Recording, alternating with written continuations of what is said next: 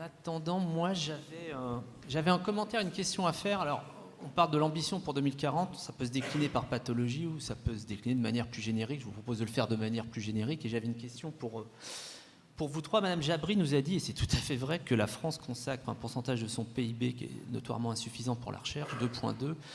La recommandation européenne, c'est 3. Il y a d'autres recommandations européennes qu'on a du mal à appliquer, comme la dématérialisation, décentralisation des essais. C'est une recommandation européenne de 2022 qui aiderait considérablement la recherche et les patients. On l'a fait pendant le Covid. On n'y arrive toujours pas.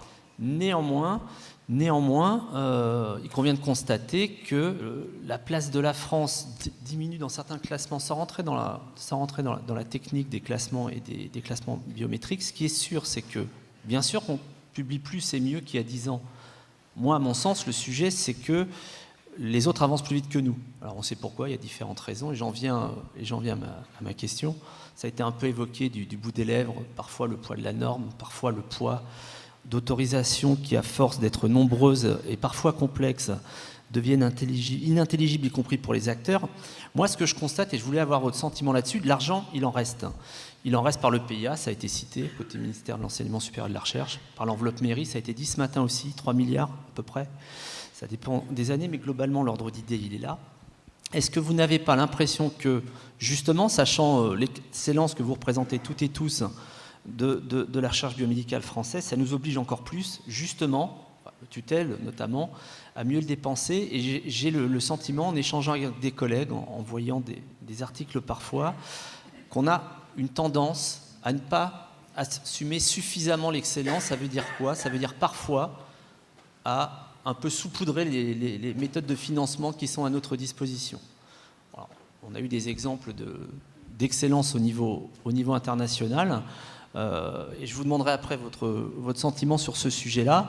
Si je prends l'exemple qui n'est pas l'alpha et l'oméga de ce qu'on doit faire, bien entendu, mais on peut s'en inspirer. L'exemple, le modèle espagnol, il a décidé qu'il y avait 3 thématiques qu'il allait financer. Après, c'était du fédéralisme, on n'en est pas là. Et donc, il y a 3 thématiques qui sont financées prioritairement, massivement. Et je pense que c'est vers ce type de stratégie qu'on devrait aller vers 2040. C'est fait de manière un petit peu grossière, ce que je vous dis, mais est-ce que vous partagez le fait que sur les financements, on doit s'interroger sur la manière dont ils sont distribués, évalués, et que probablement, en France, on a une tendance peut-être à un peu trop saupoudrer ces financements? Alors, je crois qu'il faut regarder 2 choses. Je pense que la recherche fondamentale, elle ne doit pas être dirigée, elle doit être libre. Et on a des preuves à n'en plus finir, de CRISPR-Cas à l'identification de gènes de l'autisme chez les drosophiles. Et donc, la recherche fondamentale doit être libre, elle doit être non dirigée. Je rappelle que le rapport Vannevar-Bush, à la fin de la Deuxième Guerre mondiale, a déclaré que c'est l'investissement dans la recherche fondamentale qui allait être le moteur de la recherche américaine. Et ils ont multiplié par 20 le NIH et ils ont créé la NSF, qui est la recherche fondamentale. Et vous êtes passé en l'espace vous avez multiplié par 20 le nombre de prix Nobel, et vous avez eu énormément de biotech et d'explosions qu'on connaît aux États-Unis.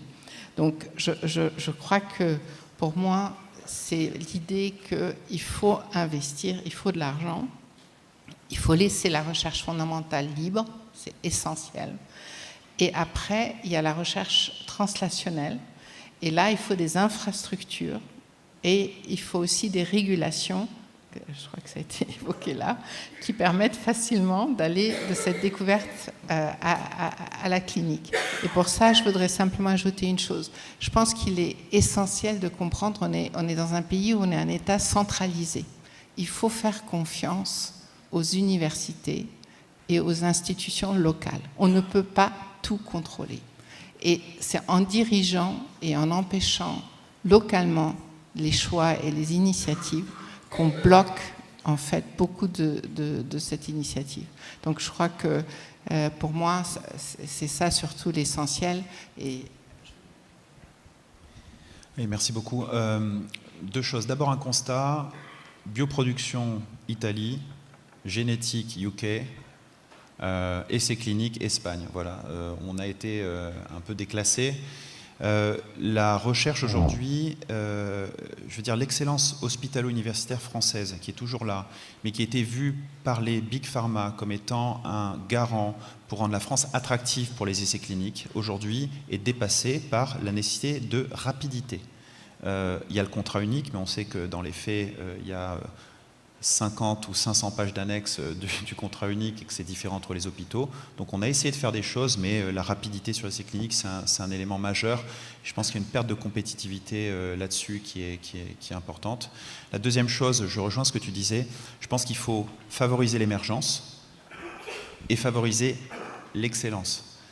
Il faut qu'on sache, dans un contexte économique difficile, débrancher certains projets, avoir des vrais go-no-go. On sait que dans le milieu académique, c'est très compliqué de débrancher des choses parce que ça nous traumatise, mais on n'a pas le choix. On sait ce qui marche, on sait ce qui ne marche pas.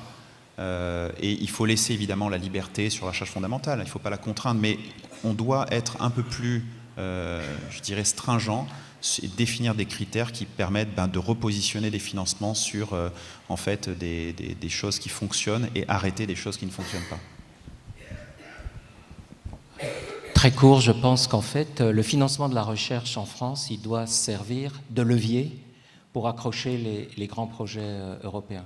Par exemple, là, comme vous le savez tous, l'Europe vient de lancer son 12e call pour l'IHI. Et là, c'est là où vous aurez de la recherche avec les industriels. Les projets, c'est minimum 15 millions d'euros, maximum 60 millions d'euros. Là, je pense qu'avec ça, on peut générer des données intéressantes localement, faire des publications magnifiques, mais grâce à ça, c'est levier et on va accrocher quelque chose au-dessus. Oui, je suis tout à fait d'accord avec ce que vous dites.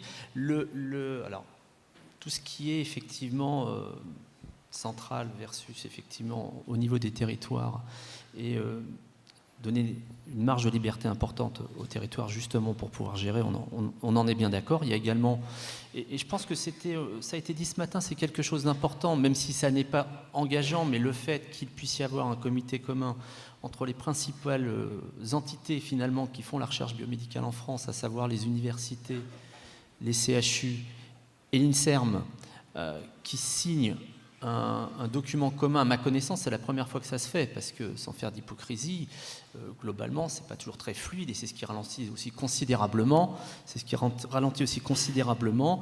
Et ben, la manière d'atteindre les jalons que vous avez atteints par vos différentes disciplines. Et je pense que ça, c'est un acte marqueur important, qui a une réelle prise de conscience, justement, de ces freins. Certains sont structurels. D'autres sont des freins qui sont plus liés au fait qu'il faut un petit peu réformer parfois nos modes de fonctionnement et les interactions qui guident les grands acteurs. Moi, je reste optimiste et ces choses-là sont en train d'évoluer grâce aux exemples qui nous sont montrés. Je ne sais pas s'il y a une question ou un autre commentaire dans l'assistance. On a encore de la place pour... Oui, monsieur, que je vois mal tout en haut. Prenez un micro, parce qu'on va avoir du mal à vous entendre. Oui, bonjour. Juste une précision, parce que j'ai peut-être pas bien compris ce qu'a dit M. Demolly dans sa présentation. Par rapport à la rougeole, on parle il est préférable qu'il y ait une vaccination à la rougeole et qu'il y ait une meilleure protection, ou on parle de la fameuse immunité collective? Je n'ai pas bien compris. Non, bien sûr qu'il faut vacciner nos enfants, il n'y a pas de souci là-dessus. C'était juste un exemple expérimental. Oui, mais alors, les interactions à l'heure actuelle, la vaccination et les modèles expérimentaux, il faut peut-être voir. En fait. Merci beaucoup. Non, mais oui, je crois que c'était une précision importante.